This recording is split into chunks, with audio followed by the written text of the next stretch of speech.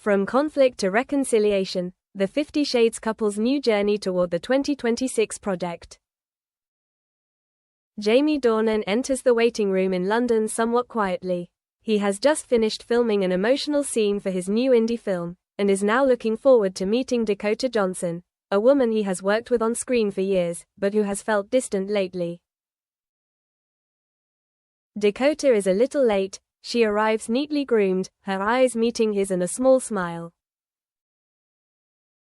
Jamie recalls the early days of their famous series together, a hectic, stressful time, with rumors of tension between them.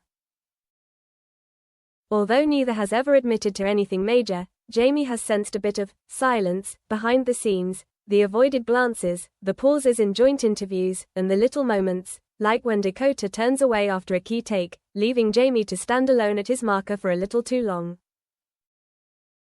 But now he's speaking up. "I was texting her a few days ago," Jamie told a reporter at the Interfilm Awards. "She's coming to London, and I hope to see her and Chris, her fiancé, for dinner." Entertainment Tonight, +1. Dakota previously said, "There was never a time when we didn't get along. He was like a brother to me." Online, +1. Jamie sat there, reflecting on the years, their on-screen chemistry. He played Christian Grey, she played Anastasia Steele, the emotional scenes, the fan-favorite scenes, and the critics' criticism.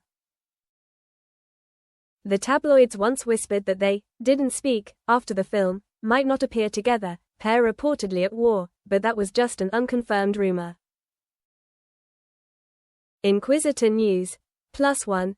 Now, they're back together, no longer just on-screen couples, but colleagues, sometimes friends, and most of all, two people at a crossroads. The new film project, which will start filming in early 2026, is tentatively titled Eclipse of Memory. Both are offered the lead roles, and the director, an ambitious young man, wants to explore a deep psychological theme. Two characters who once had a deep connection in the past, now meet again after many years apart, and must learn to reconnect. But when the contracts are awarded, Jamie and Dakota know that the media will scrutinize every small gesture. They have been associated with the image of friends, lovers, colleagues, in the past, and now they must overcome that shadow. They decide to meet early, before filming, to refresh their relationship, not just as actors, but as two people building a common world. 2. The first meeting and hesitation. The evening in London takes place in a small, warmly lit restaurant. Jamie arrives first, sits at a table in the corner looking out the door. He is a little nervous. Dakota and Chris arrived a little later. Dakota looked at Jamie, her eyes wavering slightly, and they began to chat lightly. "I'm glad we're meeting again," Dakota said. "I've been thinking a lot about the project, and I feel like I need to clarify a few things." Jamie replied, "Me too. I think we should start over, not from where we were, but from where we're at now. I want to work with you in a way that feels comfortable, that feels natural." That moment, a small confession, marked the beginning. They reminisced about the past, the scenes together, the waiting hours, the photo shoots, the rumors. Jamie mentioned a small incident. "I once got a fan letter saying I had a baby with you," he said with a slightly amused look. "It was amazing." Online. Dakota chuckled. "There will always be untrue rumors. But now we are not characters on a poster. We are two real people, doing real work."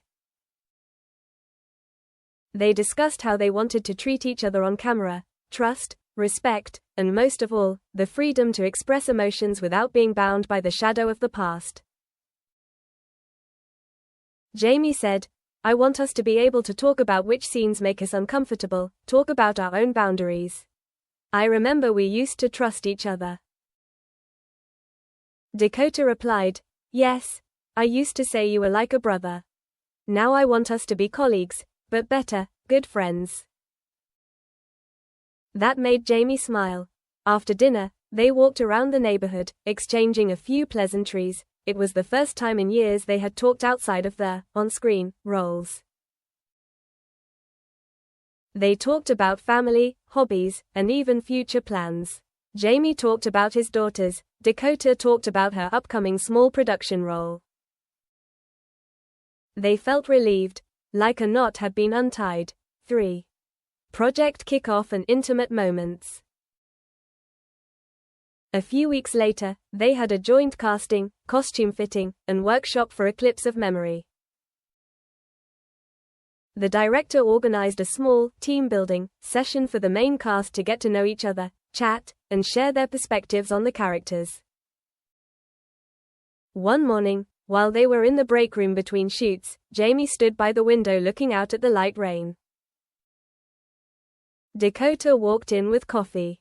Jamie said, "This rain reminds me of when we were filming the second of the old series. The setting was also drizzling, I was standing there cold." Dakota laughed. "I remember too, and think we've gone through more than I thought." Jamie turned back, his eyes warmer. "I'm really glad we're doing this together."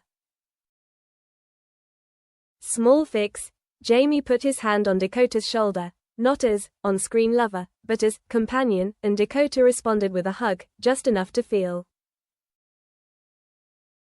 They didn't say anything more, but their eyes said, "We're together." It was a secret election, but not too secret. And really, for both of them, it was a big jump, from acting couple to supporting couple. There were mornings during filming when they would arrive, waiting for each other outside the set, Jamie with a plate of croissants, Dakota with coffee. They would sit and talk about the scene the night before and how they felt. Jamie says, "That scene yesterday made me a little bit nostalgic, when my character had to show pain and her character looked at me and said nothing. It felt real." Dakota put her hand on his. "We'll do well. Trust me." They laughed, then went into rehearsal. The camera rolled. In a pivotal scene, their two characters, who had been apart for many years, met again in a coffee shop at dusk. Jamie, character, didn't know what to say. Dakota, character, looked at him silently. The director said, "Action," and Jamie turned to Dakota, her eyes pained. Dakota responded with a slight nod, then she hugged him. In that moment, Jamie really felt it. He was acting and feeling. The feeling of trust with Dakota was stronger than ever. When "cut" sounded, Dakota held Jamie's hand for a second before she retreated, a real moment, not in the script, but the director saw it and smiled. "Good, keep it." The crew later said there was a second resonance between the two actors. Not a lost look of nostalgia, but empathy, support. The cameraman said to Jamie, "It seems like you and Dakota are really playing together now, not just appearing." Jamie replied, "We did a little warm-up, IV, overcoming the challenge. However, not everything went smoothly. When they were filming at an old seaside villa, the wind was strong, the camera malfunctioned, the schedule was delayed, the mood of the whole crew was tense.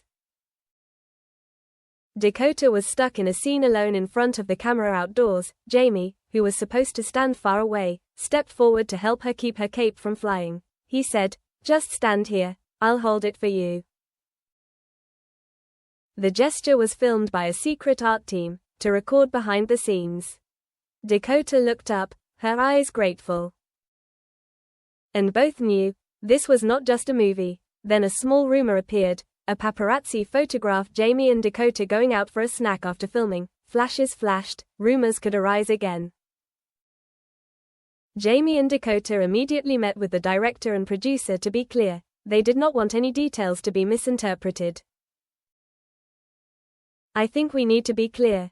We're just colleagues, friends, and working seriously," Dakota said. Jamie agreed. They wrote a small statement and posted it on social media. "Thank you for your concern, but please know that our focus is on the film and our professional relationship remains our priority." That transparency helped untangle the knot between them. They both felt more comfortable, and the intimacy, the shoulder touches, the supportive glances, the small smiles before the scene, gradually became a sign of solidarity and respect, rather than a sign of gossip. One night, after finishing a late shift, Dakota stood outside in the parking lot looking at the ocean. Jamie walked over, pulled her jacket over her shoulders. "Watch out for the wind." She looked at him, then said, "Thank you for everything today." He smiled. "We're okay." "I think we're okay." They didn't say more. Sometimes silence is the best option.